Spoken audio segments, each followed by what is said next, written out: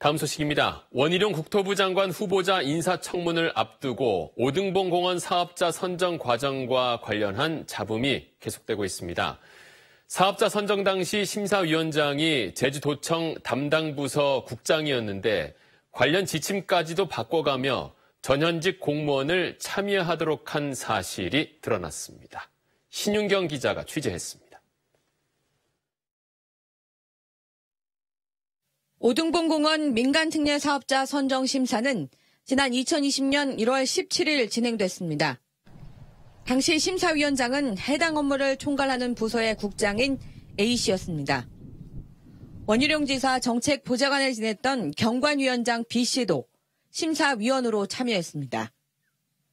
당초 민간특례 사업자 선정 지침에는 전현직 공무원들을 심사위원에서 배제하도록 규정하고 있었지만 사업자 선정을 앞두고 변경된 것으로 확인됐습니다. 지난 2019년 12월 제주도가 마련했던 민간특례사업 제한심사위원회 평가 계획서입니다.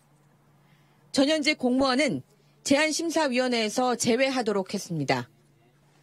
이 지침은 사업자 제안서 접수 시작일인 다음 달 13일 최종 삭제됐고 심사위원장을 도시건설국장으로 한다는 내용이 추가됐습니다.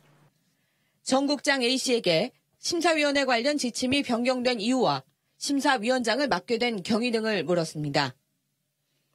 A씨는 지침이 변경됐는지 여부에 대해서는 기억이 나지 않는다고 밝혔습니다. 심사위원장을 맡은 데 대해서는 민간특례 사업이 처음 시행되는 만큼 심사 진행을 원활히 하는 역할을 할 필요가 있었다면서도 자신은 평가에는 참여하지 않았다고 밝혔습니다.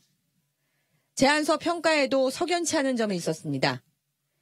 2020년 1월 심사 당시 회의의 녹취록을 확인해봤습니다. 심사위원장 A씨는 제안평가에 참여한 업체 중 한 곳만 작성 지침과 달리 컬러 표지를 냈다며 먼저 문제를 지적합니다.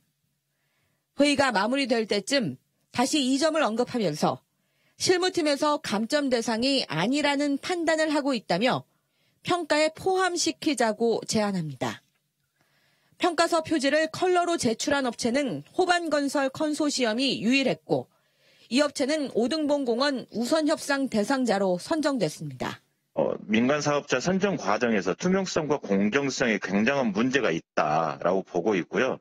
이번 청문 과정에서 이런 특혜 의혹이나 불공정 의혹에 대해서 반드시 해소해야 된다라고 보고 있습니다. 민간특례 지침안 확정과 변경의 최종 결정자는 원희룡 전 제주도지사입니다.